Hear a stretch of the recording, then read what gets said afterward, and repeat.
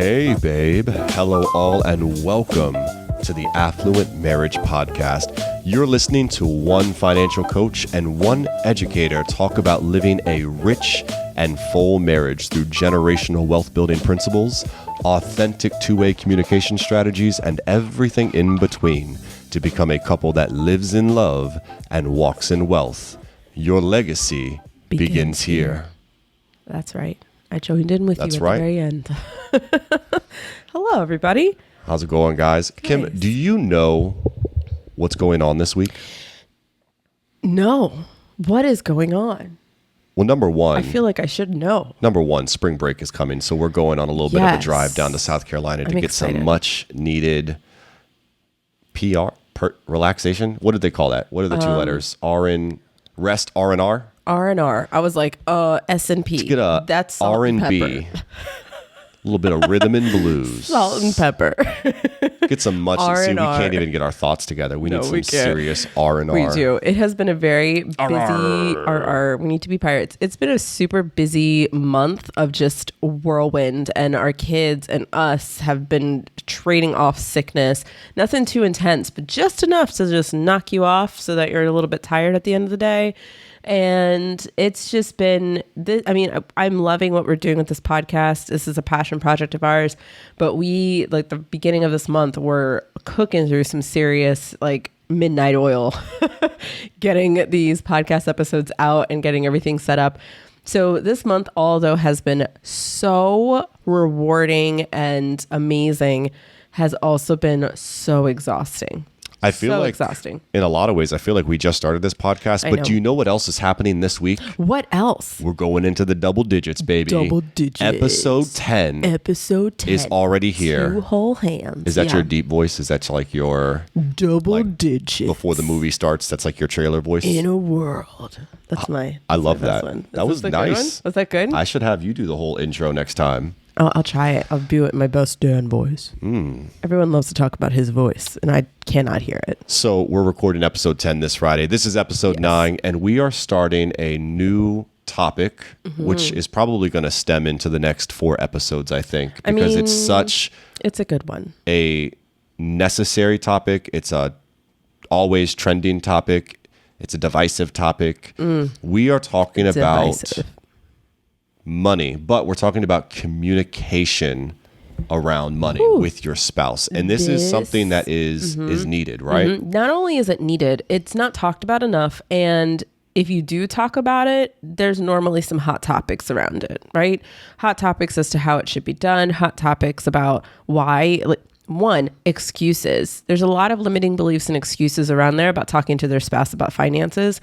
And in the realm of what I talked about in terms of female entrepreneurs, this is a huge hot topic that comes up in every single conversation I have, especially when there's a spouse involved, is the communication. How do we get on the same page? And I love this conversation. And we see this beyond just your clients, right? Yeah. We see this in media. We see this in our own community. We see this in our church. We see this in your clients, right?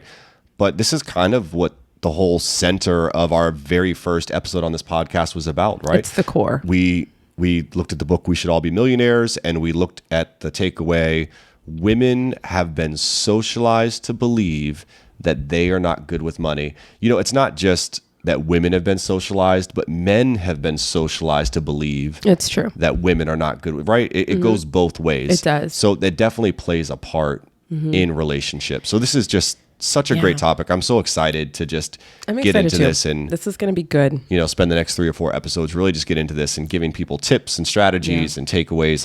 This is great. This is a good time to plug in for Graham Fam. So if you have not heard that we have a membership opportunity, and what you're able to get is more deep dives into these topics that we're talking about. So we already created the content for this one, and it's just going to be amazing. We're going to give you step by steps how we communicate, the exact formula, if you want to call it, of how to even start the conversation with your spouse.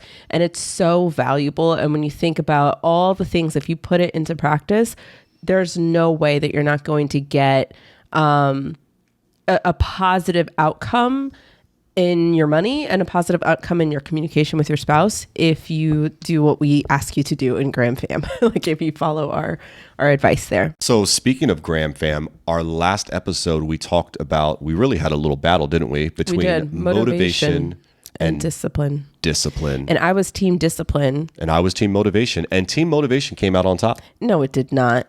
Team motivation did not come out on top. Well, you know what? Let's just leave that up to the viewers. So they're going to have to go back and watch and see who they think came out on top. Because that was a good episode. It was totally me. It was a really good episode. And it was like, I feel like I really got in my feels and I got real fired up. Like, cause that is a topic that I went off on several of my stories after like the day after. I was like, I need to just talk about this to my clients and everyone. Like, discipline is where the magic happens. Stop focusing on motivation. So it was a good episode.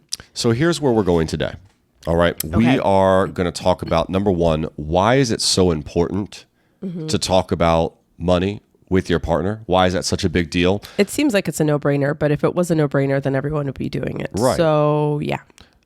Then we're going to jump into why do couples have or tend to have just like that one money-minded individual and one who is not? Why does one person always take the mantle and the other person kind of takes a backseat? Why is that? And then we're going to wrap up today by pretty much talking about why we disagree with the notion of just one person handling the finances and the other one taking a backseat. Buckle up. So that's where we're going. So let's kick it off with why it is so stinking important to talk about money with your partner. Listen, this is, go ahead. Go with your statistic. Okay. So I love statistics. Who doesn't start with that? Because once I start going. Right. Who doesn't love a good statistic, right? So this statistic is a study from the American Association for Marriage and Family Therapy. They found that 25% of men and 15% of women have had an affair. And that is the number one reason for divorce. Shortly after that, though, and here's the point, shortly after cheating, one of the next number one reasons why people have a divorce is because of finances. And also another category is communication. So you're really looking at two different reasons here why couples tend to split up. Right. Money and talking. And we're going to talk about money and talking. I'd be really curious to see, like, a lot of times with infidelity affairs, there's a lot of hidden agendas with their finances, right? So if there's not communication around money, there's a chance that you have no idea, like, not saying that you should talk to your spouse around money so you know if they're cheating or not. That's not what I'm necessarily saying. However, when you decide that you want to marry the person that you're going to marry, your best friend, the person you're going to live with forever, the person you're saying this is what we're going to build our legacy and have a family with, like, this is not just a question or an answer that you just were like, yeah, sure, let's get married today, right? Like, if that's really what you view your spouse as, it's not a matter of peeking into the other person. It's a matter of, I trust you, you trust me. This is our legacy. So if we're going to do better for our kids, for each other, we need to have a conversation. There cannot be any, closets that are not cleaned out. Like, there can't be any secrets around money. And if you do have them, I just feel like that opens the door for infidelity, because then there's hidden agendas. Oh, I don't have to tell my spouse because they're not going to look at the money anyway. So I can hide and go ahead and have this affair, or I can spend this money on, I've seen a lot where there's gambling involved or using money just inefficiently, throwing it away. And, all along the idea of like, well, they're not going to know. And I just feel like it all ties together. Shame. I know your name. Another New Girl quote. Listen, why is it important to talk about money with your spouse? Because according to this statistic, quite literally, your relationship, your marriage depends on it. Yeah. Right? Your marriage is at risk. Sure, you might beat the odds. You might not talk about money with your spouse. You guys might meet the odds. You might live a happy life together. Congratulations. But statistically, about 1 in 5 of you are not going to survive that odds. Also, let's because of not talking about finances and, Right. and communication. And let's not talk about this, right? Like, yeah, statistically, that's like actual like data. But even if you're a person who's like, nope, I'm perfectly fine. My spouse takes care of everything and I just enjoy it. They just tell me what to do and I do it. And that's great. But like, you don't want to be in a situation where that spouse may not be here on this earth and you have to be the one to take care of the finances and you have no clue what's going on. And I know we don't want to think about those thoughts, but truth be told, if you're the one who's going to be taking care of it, what are you going to do? Where are you going to start? Like, that you deserve to have an understanding of where things are going and be a part of the conversation about these big things that are happening to your future, like, and to the present, like, place of your family. So money touches everything. It touches grief. It touches, the joy in life, but it also touches those places too. And you deserve to be a part of that conversation. And so I also have a quote. Okay. So maybe if you're sitting there listening and you're saying, that's great, statistics, whatever. All right, well, then here's a quote from the author Thomas Stanley from Millionaire Next Door. Okay, so he's someone who went around and surveyed millionaires all across the country and gathered data based upon them. Here's what he found. A household divided in its financial orientation is unlikely to accumulate significant wealth. So based on his research, if you're divided financially, you're not on the same page, right? You're not going to accumulate serious wealth. Yeah. And we'll tell you a little bit why. We'll give you more examples as to why that's true. But I just feel like that's right there. I just feel like there might be some mindsets out there who are like, well, I don't really care about building wealth. Then why are you listening to this podcast? Like, we're called The Affluent Marriage. We're all about for me, it's just like wealth. I guess I'm always thinking about the odds. And it's like, okay, well, maybe your odds were in your favor when it came to your marriage being sustainable and lasting and thriving and being happy. And you guys didn't both talk about finances. But then you look at this other statistic and it's like, okay, well, you beat those odds, but did you beat these odds?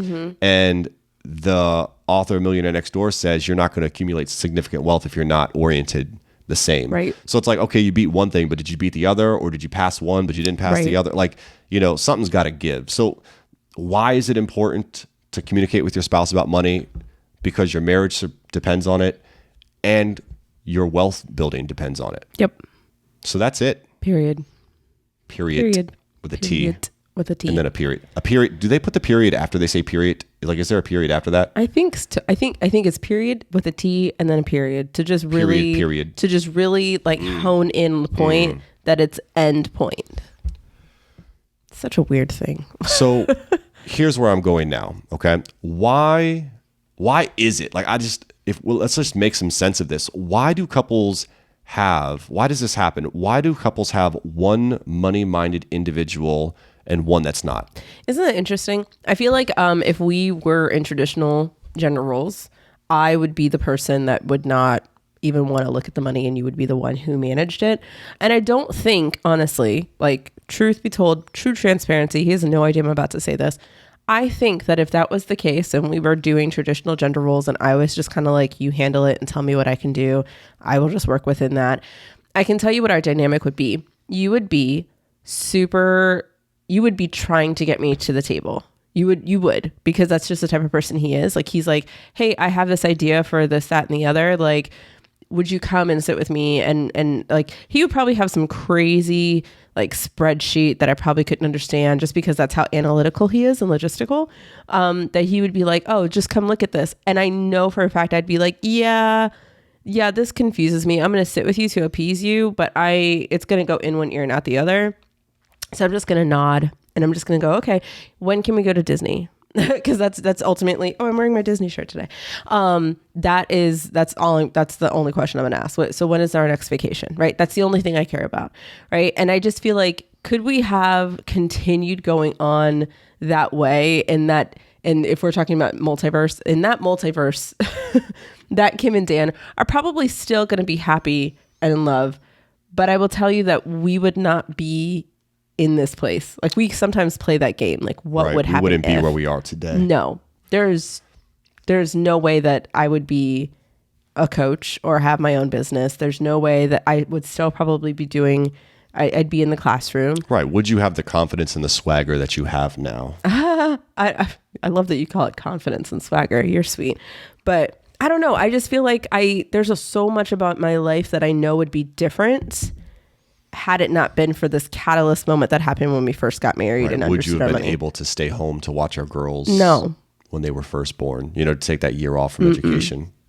Probably not. I probably would be crying over it a lot. Like, I wish that I could, but I just don't even know how. Dreams unrealized. And he probably would have been that person to say like, hey, Kim, well, if you want to do this, we could do this, that, and the other. But like, we have, like, I know for a fact that we would have had car debt. We would have had credit card debt. We would have kept the student loans because we would have fallen into the lie that, oh, well, eventually it'll get paid off. God, I mean, guys, come on.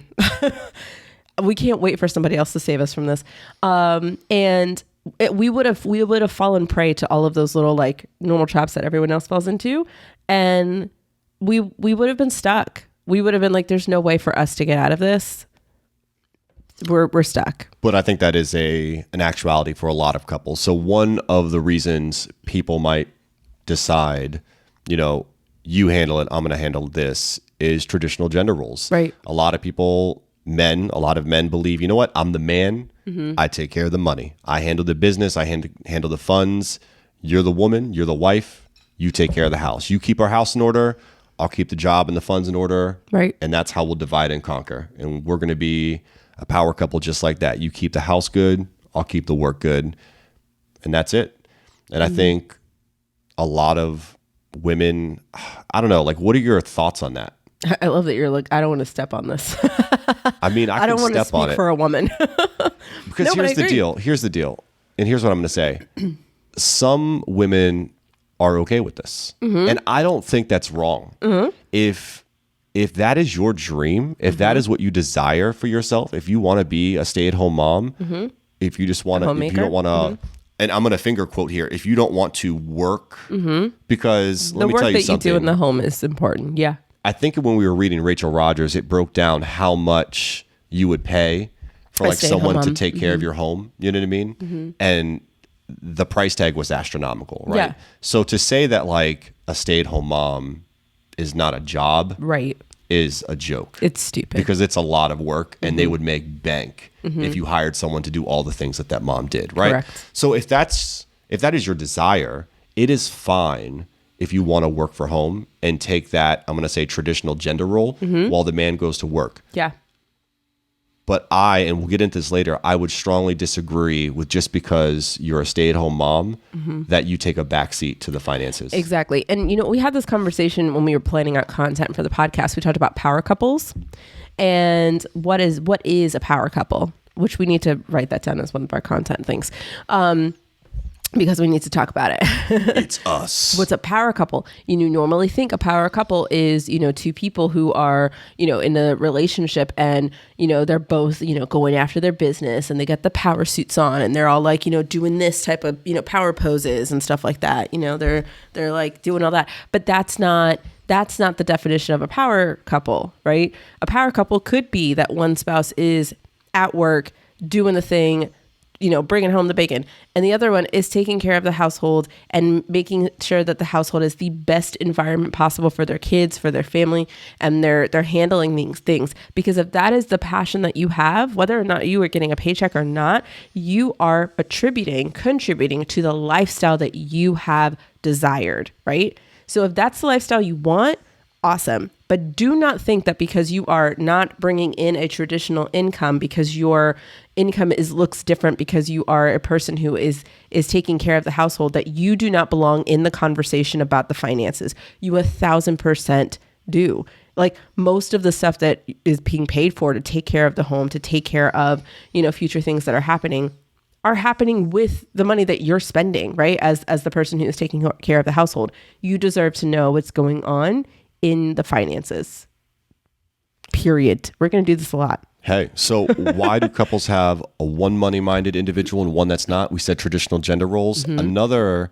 reason this might happen is because of unequal income. All right, maybe one, let's say for this one, it's the woman. Maybe one person, the woman in the relationship, makes way more, like considerably more than the other partner. and they want to manage what they view as their money. They're like, you know what? I make bank. I make crazy money. You don't have to work, or the work that you do, dude, you're an educator. Like, relax. Wait, hold on. This sounds like, wait a minute. No. So, let's just say like you make crazy bank and I make teachers pay, teachers. Oh my gosh. Listen, teachers make comically little money. It's true. It's true. It's a good example for that. So maybe there's this unequal income and it's like, you know what, babe, look, honestly, like I make most of the money. You make a small portion of that. Like, let me just handle the finances and I'll run this. Right. Yeah. That's another reason why, one person will tend to take the reins and the other person will take the back seat because they're like, I don't bring in that much. So why should I worry about it? Exactly. Like, what bills do I honestly pay with the amount that I'm bringing in? Here's another thing that I see a lot of times with the couples with something like this is I will meet with couples sometimes because although I do mainly meet with females, sometimes husbands want to come in and I welcome it. I love when the husbands want to be a part of the conversation. I want it to happen. And so what they'll do is You should bring me in sometime. Yeah, dude, I'd love that. Have some man-to-man talk. It needs to happen because sometimes they need, they might just need someone to tell them like, hey, I love you, man. Straight up. Someone loves you, dude. Yeah. That's good. Men need love too. Yeah, it's so true. And I'm a lover. I'm not a fighter. I will run from a fight. Can I tell you something? What is it? Like fight or flight? I'm flight all day, baby. Really? Oh yeah. I don't know. I think you could throw a good punch. He's like, no. But I think, so a lot of times with couples, you'll have one like joint account and they'll be like, I actually met with a client yesterday and she told me it was her first session. And she said, yeah, we have one account and he just takes care of the bills. And I have no idea what bills that we pay. I just know that I'm supposed to bring in $3,000 and just throw it in there. It started off when I first started my business with just $1,000 and then he just tells me exactly what he needs and I just throw it at it. Like I have no idea what he does with that. I just know I have to bring in that much. And I feel like, he makes most of the money. He wants to take the reins. I don't know what's going on there, but all I know is what I have to bring in.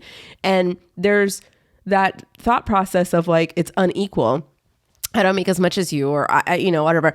I have this limiting belief that I'm not working as hard as you, which finger quotes all over that because you are working really hard. And so I shouldn't be paying attention to, I don't need to do it. You do it. Right. Which is when you think about it that way, are you a team? When you decided to get married, are you a team? Are you a team in rearing your children? Are you a team in like figuring out like, oh, what's going to be on the menu for this week? Are you a team when it's time to plan out a vacation? Are you a team? Are you a team? Right. I think maybe in that dating stage, you might have separate accounts. Mm-hmm. But when you get married, I think you and I would argue that it's time to get together. Yeah. If you're going to take that step and be united and have a union, like it needs to happen in all facets. Team. So there's no unequal, like even with us, like I don't even care. Like it's not a matter of who makes more. I'm like, we're a team. So we're pooling our money together so that we can understand where it's going. I don't want to seem insensitive because we're going to talk about other places that maybe perhaps this might not make sense, right? And our whole I'm sure there are scenarios where if you're married later in life and you have crazy bank that you work super hard for and you just got married to a guy whom you love prenup. Or a girl that you please by all means take care of your money, right? But then it leads into this next one, which is trust. Right. And I think and that's really where this comes from too. If the first two didn't hit you and you were like, the traditional gender roles doesn't really play a factor into my relationship. Mm-hmm. Like, yes, we have the one money-minded person, but I don't think it's that. I don't think that's the reason. And unequal, dude, I wish my spouse made buku more than me. Like, that's not really my issue. Well, then maybe is it trust? And if it's not trust, maybe it's one of these next two, but is it trust? Right? Sometimes there's only one money-minded person in the family and the other one takes a back seat because of trust. One spouse is way more responsible or better at managing the money. And the other one, it's like, if you ever put money in their hand, it just disappears. Gone. It's gone. There's a hole in their pocket. And see, I love that you went that way with trust. Where I went with trust, which is what I hear a lot of, is that there might have been a previous situation where someone took money or mismanaged the money. Like a prior relationship. That prior relationship. And so bringing that baggage into a new relationship, even if it's a trustworthy dude, you're like, yo, I was burned before. I can't Like it makes me physically ill to think about combining income when I think about what happened beforehand with my previous relationship. And when you bring those mindsets and you bring that trust into the relationship, and when you talk about money, you get into that this is mine and this is yours, and we get into his and hers.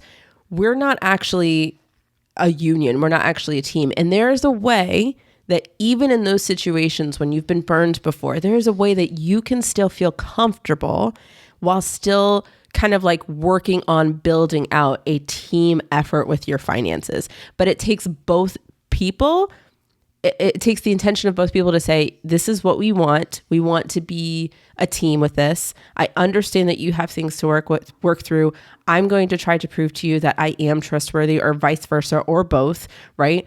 And it's an effort on both sides. Absolutely. And we're going to talk strategies later about how to combat that. I went ahead. Great. Because I think it's a valid point. Like, there's another reason why your account might be separate, or why you might be more of the money-minded person, the other person isn't, or you're just not working on the same page. Like, trust. Absolutely. Like, if you've had a bad situation, you're going to be separate. And I would encourage you to be separate until you've experienced that healing process. And we'll talk about that later. Exactly. So maybe it's trust, right? You can't trust your spouse with the funds. All right. Mm-hmm. It's hard for me not to start talking about all the other stuff that we the strategy and other. Like, I'm trying to just be very like, this is what we're talking about. But what gets the strategies later? This is why there's one money-minded person. Like, it could be trust. Mm-hmm. That's it, because we're going to talk about more later. Yes. All right. So if trust isn't what got you, then maybe it's this. Because I've known couples in our church. I've known other people who have had this issue. Yes. Knowledge.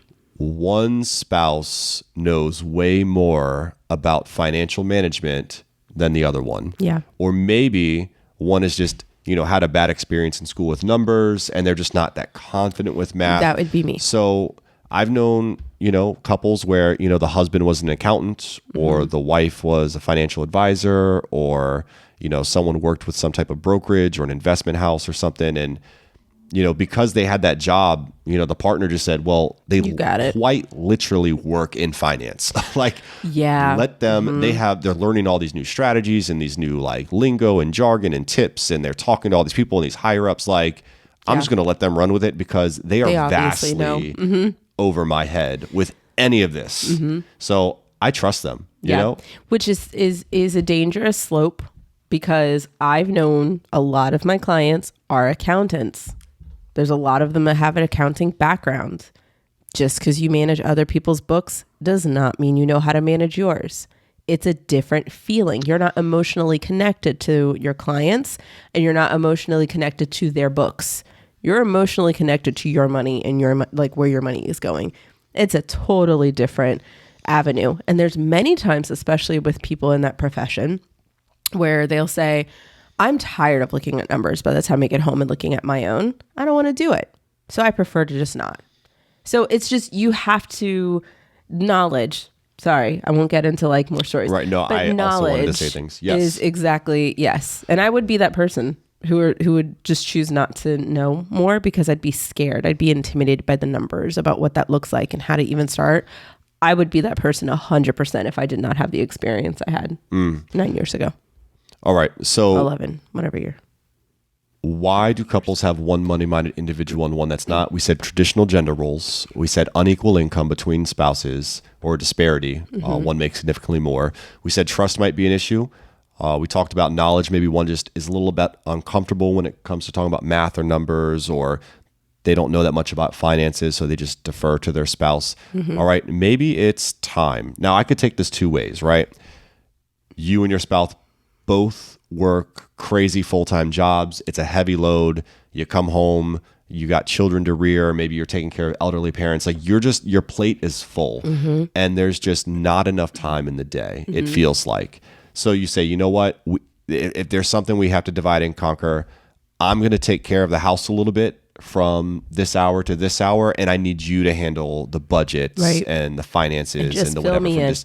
And then we'll come together, and I'll tell you what I did in the house. I'll tell you about the doctor's appointments and the report cards and the whatever, and you tell me about the numbers or whatever. And it's a time thing. Right. That could be another reason why one person takes that mantle, because they just don't feel like they have enough time in the day for them both to sit down at the table and have that conversation. And the other one, which is my favorite, is you're lazy.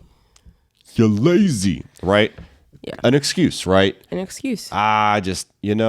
I really should sit down at the table with you and talk about, and I really should learn these words in this jar, and I really should know my numbers. I should, but it's just so much easier when you just say, babe, yeah, you have X amount of dollars. Go buy a dress. Yep. It's so much easier. This is really good for the spouse who is maybe the one that manages, and they're tired of fighting an uphill battle with their other spouse, and it's much easier to just give them an allowance. But some people just don't want to do the thinking, and it's easier just to be like, no, I can't teach you. You're not in it with me. So then here, you could just take this and go and whatever. And it could be intimidating if your spouse is, like you said, like, maybe I'd be the one that comes up with these crazy spreadsheets. Yeah, that would 100% be Here's me. my Yeah. 30-day plan to save the business in 30 days, Yeah. 30 steps, Michael Scott. 30 days to save the company. Somehow I manage. Right? So I probably would be that guy. And if I brought that to you, you'd probably like, dude, this is overwhelming. Like, honestly, I don't want to look at this right now. I've been working all day. I don't want to. I just got the kids down in bed. I really just want to watch Netflix. I just want to go shopping and chill. online. Yeah. So these are all reasons. There's this one one's more. a good one. Yeah, I forgot about this one. Wow, Yeah. we almost missed this one.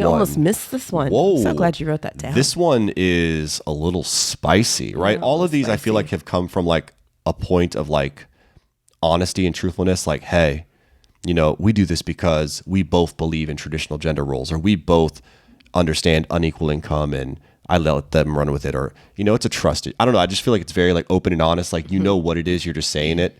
This one is a little deceptive. Yeah. So some couples keep their spouse in the dark on purpose because they don't want their lifestyle cramped. Actually, have an actual like story about this one. I was about to help this couple, and she messaged me the day before our call, and she was like, I don't know if this is gonna work. Like, I feel so devastated. And I'm like, oh geez, I am not a marriage counselor. So I tell all my clients, listen, if you need marriage counseling support because you're arguing, I'm not the person for this. Like, I'm down to help you guys identify what makes sense for both of you. That makes sense to me if you're open and ready to have this conversation. But if there's deceptiveness, nope, no thank you. But he had been taking a certain amount of money and gambling with it essentially, and was taking money every single month and just like putting it into a separate account and gambling with it. And she had no idea. And when they were doing some of the preliminary work that I asked them to do, she found out about it. And he was, like, oh yeah, I did that. And she was livid because she was like, you have been gambling our money. And I had no idea. And so this is very common. And that especially if, and I'm not saying that he had a devious, like, I'm just going to keep her, but he essentially was keeping her in the dark on purpose. We're not having the conversation. We don't need to have the conversation. You don't need to know about this additional bank account that I opened that you don't know about.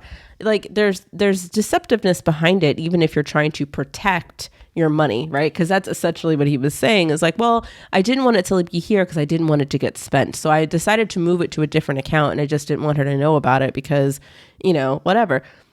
But is that being open and honest with your spouse? Right. I have a similar story in that, I think it was last year, everyone in Howard County got a bonus for teaching through the pandemic. So we got like 2 checks in 2 different increments. Like, we got 1 check in like, I'd say like the first half of the year, and we got another check in the second half, and each one is probably like $500 a check. So in total, like $1,000. But there was a colleague in my work who said that they, since this was bonus and it was extra, they're like, you know what, I'm not even going to tell my wife about this. He was like, I think I'm just going to go buy some golf clubs and, use it on myself. Which you could look at it and say, well, it is his bonus. He did teach through a pandemic. He did earn that. And he's spending it on himself. They never would have had that money anyway. Why is that a big deal? Why is that a big deal? But to me, I just feel like that's dishonest. You got to check yourself. Are you a team? If you're a team, even if you got more of a bonus, like, just let me know. And flip the As your script. Like, team. how would you feel if you found out your wife had been getting bonuses, Right. or your husband had been getting bonuses, and they've been using it on themselves for like really fun lunches or something, and you're like, man, you don't take me to fun places. Right. It again, going back to that statistic you mentioned earlier about, affairs and all that stuff, it opens the door. If we're willing to be okay hiding money from our spouse and doing that, then what else are we willing to hide? That might be, I don't think that's that far of a stretch. There might be that might be very divisive or very polarizing, but I truly do believe that if we're not open with that, it leaves so much more open. Yeah, it can snowball for sure. It can snowball into something bigger.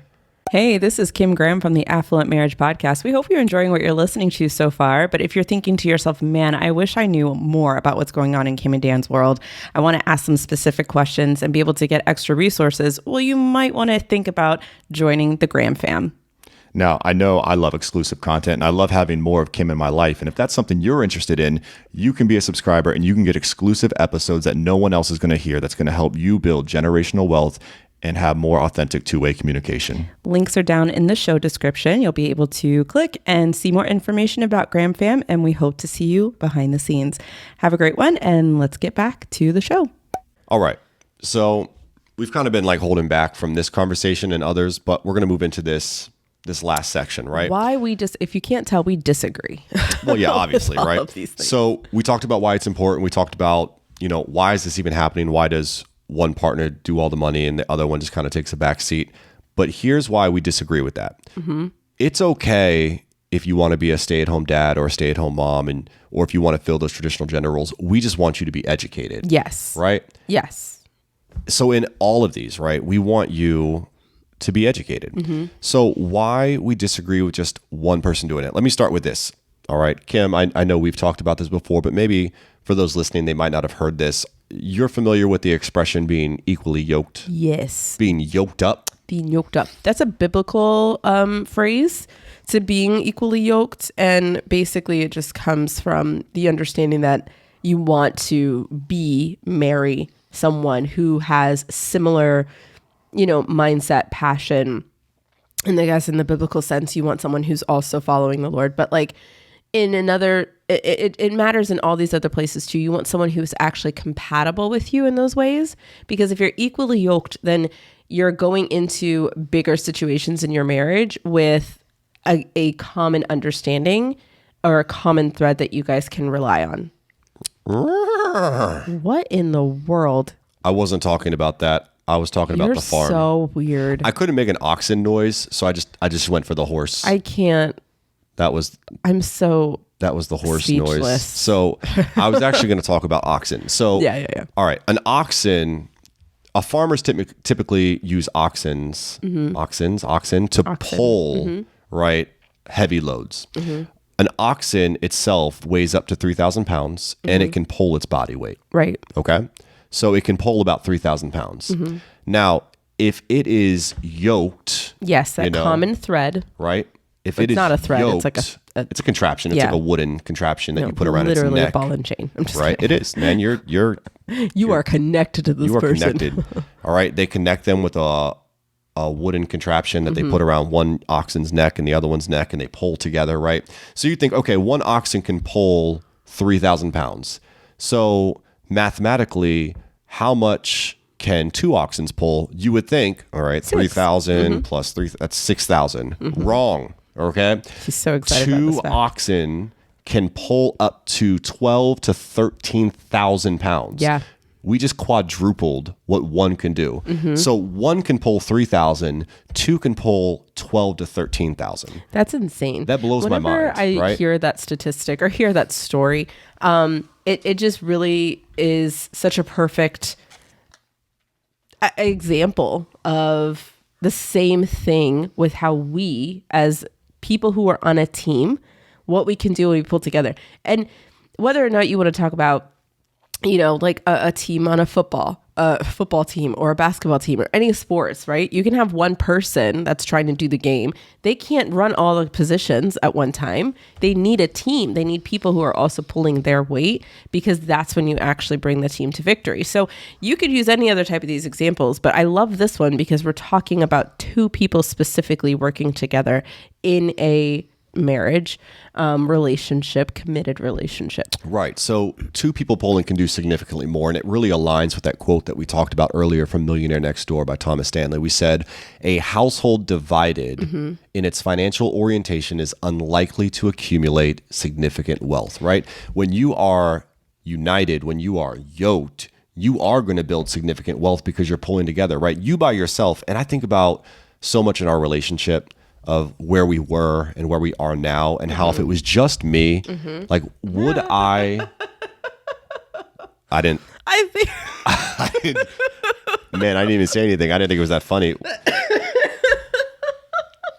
If it was just me, like, where would I be right now if it was just little Dan? That's what I was laughing at. Did you, like, the thought of me being alone? No, the thought of me being by myself? Here's the deal. My husband, and I don't know, there are some wives out there who are going to be nodding at this. My husband is not the type to go and be adventurous with his time or do certain things. I know I bring that out of him, right? Yeah, I still probably wouldn't have been to the doctor to get a physical yet. You know, he wouldn't have gone to the doctor. He would have gone to the dentist. Maybe not. And not after the pandemic. I took a break during the pandemic because I was too scared to have someone working in my mouth with all those germs and stuff about. He would be living in a bachelor pad that was probably either be a studio or a one-bed apartment.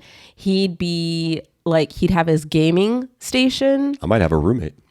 Maybe, because in college he never had roommates. He had one roommate and he was like, we're done with that life. And he lived in a single the rest of his college career. So I don't think you would have a roommate. I think it would just be you. And I think you would have your gaming station set up. You'd be gaming, and that would be where your bros live. But I started in that private school and I worked my way up to public school, which was a significant pay raise. And a big reason why I did that is because I watched you do it before me and you inspired me. Yeah. So without that inspiration, do I make that next step? Maybe I do. But then I'm in the classroom, and would I have been inspired by the start of my family to move into physical education? Probably not. Right? So I'd still be in the classroom, and then that means I'm probably miserable and looking for other work. Yeah. Right? All that to say, if you want to say something else, you can. But all that to say, two people can do significantly more, because without you, I know this is not like, oh, I wonder if I would be. No, I would not be where I am today. Like, the things that we've accomplished, I very much still have student loan debt. Yeah. Right? Like, I very much am just chilling by myself. I am definitely playing video games. Yes. I'm living my best life in the sense that, like, I'm not doing much. I'm just living within my four walls. He's just living. And honestly, like, I don't want to sound love. like I'm bashing him. Okay. I'm not walking in wealth. I'm just living in walking. You're just living and walking. I love my husband to the core, but I know who he is. And I also know that I don't know if you would have even, had an idea of like, oh, I should invest more, or I should do this more. And I'm not saying I would either. I already said that I'm scared of money, and without us working, this is the point, because I felt really bad because I was like, man, I sound like I'm just bashing him, and he's super sweet to me. But I'm not. Like, I'm just saying, like, by himself, that's what it would be. By myself, I would be living afraid of money. And I would have been probably going on different things like trips and stuff like that, but feeling super empty because I have no idea what's going on with my savings. I have no idea how to invest. I'm super scared about my money. I'm scared of you. Like, I would have been living in fear of my finances. That's what my situation would have been.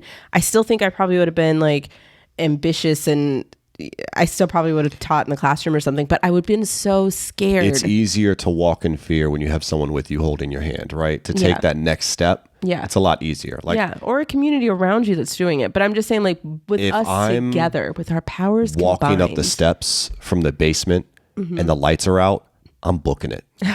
But if you were with me, babe, I would probably just smugly stroll up those steps. So smug. I just feel like us together, we've been able to, which goes back to this, we've been able to conquer this together, even in the areas that we feel like, ooh, I don't know as much about this. Okay, well, let's learn it together. You're not alone. That's the part that I was trying to get at. Like, us by ourselves without this training, without learning, it would have been a totally different life. We would not have been able to build significant wealth as we are So right now. we have a quite bit more to say about this, but right off the bat, I mean, why do we disagree with it? Number one, we just told you about what 2 oxen can do. We told you about the statistic from Millionaire Next Door that 2 people who are not financially oriented, they're not able to, accumulate significant wealth. All right, but here are some other reasons why we disagree with just one person doing it, and we think you both should be involved with the money decision-making process, right? It's a fact, Kim. 2 minds are better than one. That's why teamwork makes the dream work. That's why there isn't like a single person on a team. You have several people. Right, because you just have better decision making, right? There are things that you think about that never cross my mind. Right. Even if we're just planning a Vice trip versa to go as well. somewhere, right? There's just things that cross your mind and I'm like, oh man, yeah, we do need to think about like the girls when we're planning this trip. Like I totally forgot that we had to like do that, or like, oh yeah, I forgot like we need to, plan for like these 3 nights and these toiletries. And I don't know, like there's just things that like you don't think about, but your partner does. It's the same thing with money, right? Yeah. And it's the same thing. Like if you want to invest, you want your portfolio to be diverse, right? It's the same thing with your thinking. Like 2 minds, it's a diversity of ideas. It's a diversity of perspectives, right? You say, well, we could take this money and do this. I say, well, we could take this money and do this. And we put our ideas together. Maybe there's a compromise. Maybe one is the clear winner. But it's just nice to have different perspectives on how to approach like money managing decisions. Yeah. And I think what's really important here is the communication aspect of this, because I know that there are people saying, well, yeah, I 100% think that if we were able to have a conversation about money without fighting, we'd probably be able to get to that point, where we're able to actually have conversations where we're actually sharing perspectives without trying to like get down each other's throat. And that just comes from practice, which we'll talk about in Graham Fam. We're going to actually talk about those actual strategies that you can put to work of how to start the conversation, because you're not going to start out the gate talking about investments and diversification and where should we go on our next lavish vacation. Like, you're not going to start there. You're going to start at a different place. And that's a smaller step to get you to those big conversations. But it's important to understand that at the core of it, we have to start talking. If we don't, we're not going to go anywhere. We're going to be stagnant. And something else just to say about like different perspectives with managing money, right? When I think about you and I and our passions and the things that we're interested in, right? If you were the sole owner and operator of our finances, we would do a whole lot more traveling. Yes. Right? Every year there would be Yes. like a Disney cruise Yes. or a trip to somewhere 100%. with the kids, right? Yes. We'd go. I would say yes What's the place we every were trying to vacation. go to Great recently? Wolf Lodge. Great Wolf Lodge. Like Yeah. that would be like, we would just be traveling all the time, right? Yeah. If I were the sole owner of the management of the funds, We it would not be go to a lot of vacations. no, but a lot of stuff would get done around the house, right? Oh, 100%. We would make sure that our home was like the best living space it could possibly be, and Yeah. you would never want to leave it. Yeah. Right? The entertainment would be top tier, the battle sound stations, system. your office would be incredible, the bathrooms would be remodeled, like everything from head to toe, because I would never want to leave this place, right? That's where He's those a are my homebody. dreams, right? Yeah, yeah. Those are He my loves dreams. his home. So if one person in your family is running the finances, the only only gonna- dreams that are being considered is theirs. Yep. Now you might disagree and say, no, they think of me and they whatever. Like, they probably do consider you. Yeah. But I tell you that I like my dreams a lot more than I like your dreams. Yep. And that's totally fine. And I dream about my dreams more than I dream about your dreams. Like Yep. when you say I want to go on a cruise, I'm like, that sounds fun. But if you tell me, let's get a minivan, like I get fired up. Yeah.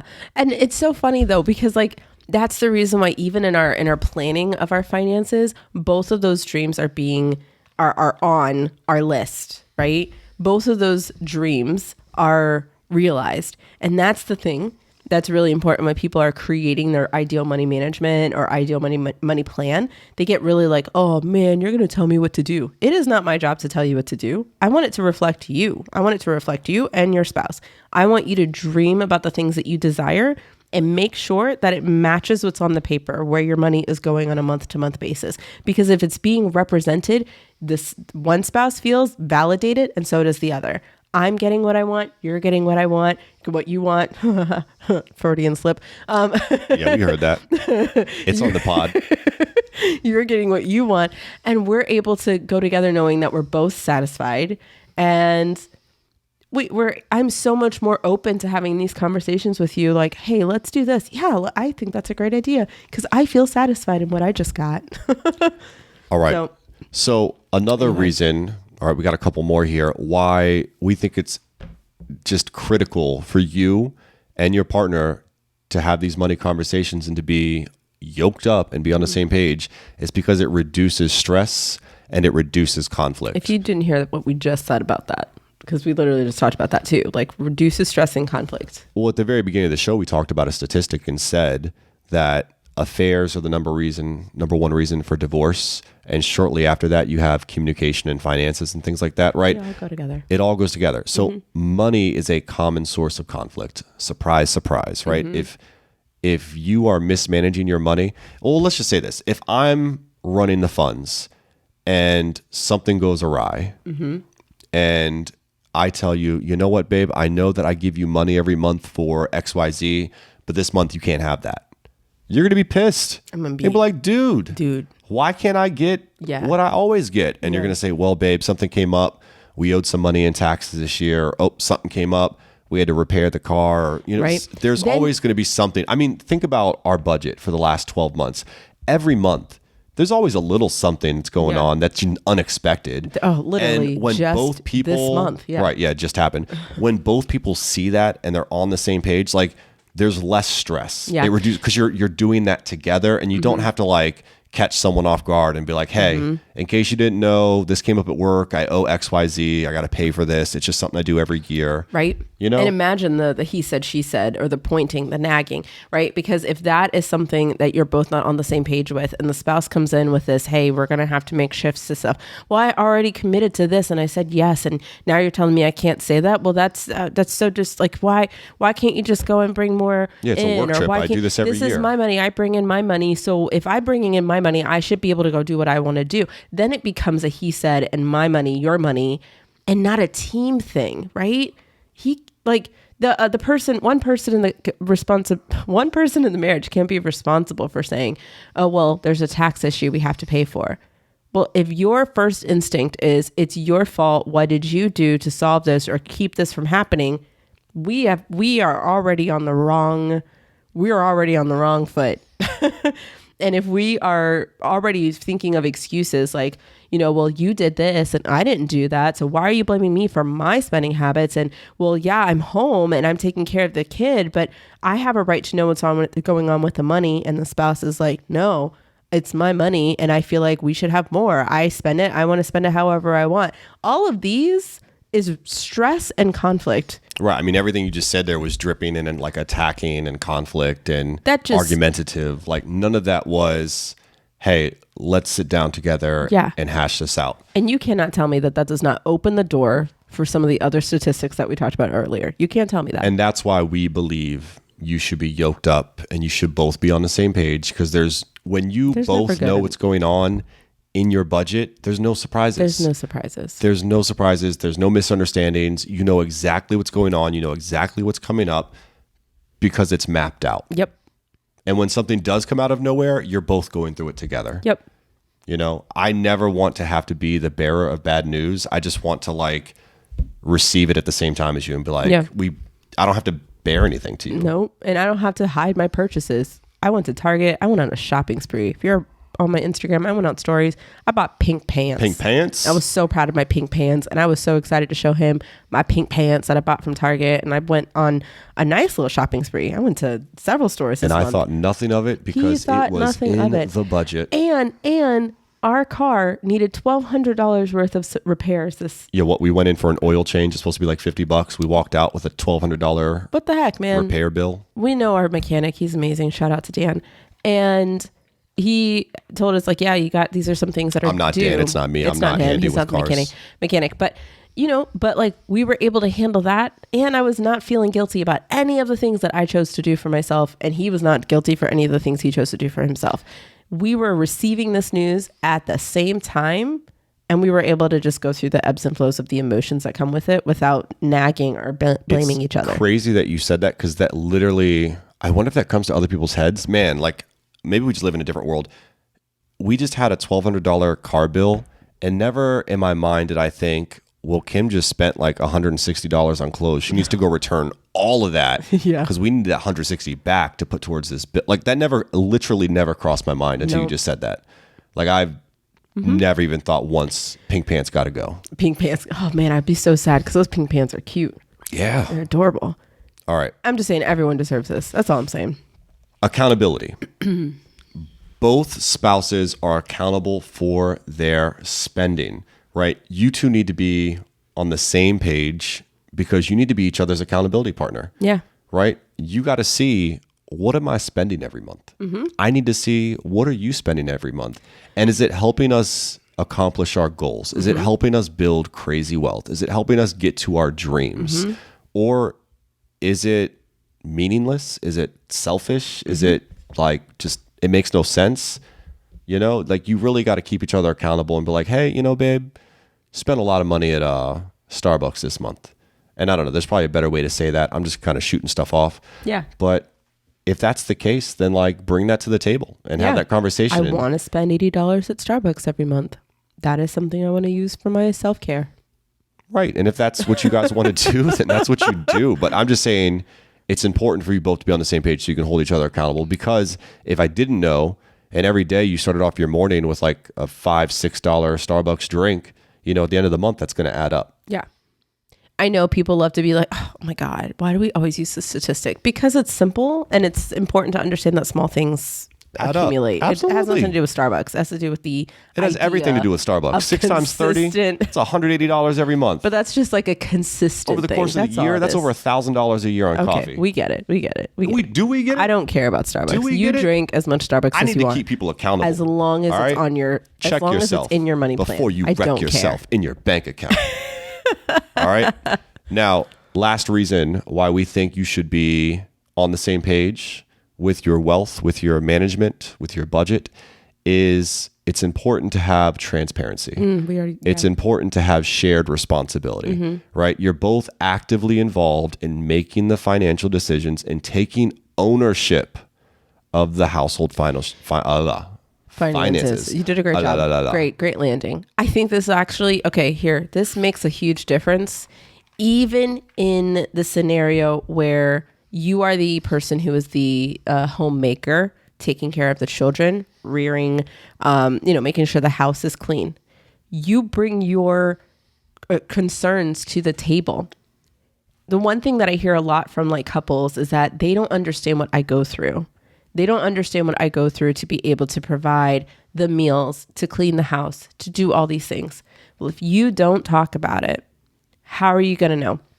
So using that space that you guys are talking about finances and they're saying, okay, well, these are the places that money needs to go. And you say, hey, I really am finding that I would really like to have more clean or green, green products in the house because I'm noticing this, that, and the other, right? That is a financial that's a financial conversation that needs to be had because it affects that, right? If you want to go get a whole cow because it's more cost effective over the course of a quarter as opposed to you going to the store every day. If you want to go get chickens because, that's going to be so much more cost effective to have your own eggs. Like the list goes on. I know I'm painting a picture of a specific type of homemaker, but I mean, there are lots of different types. All I'm saying here is that you will be able to hear your needs and your concerns and wow, you really do a lot for the family. When you're having these conversations and see how it affects the finances, you're going to have that conversation is still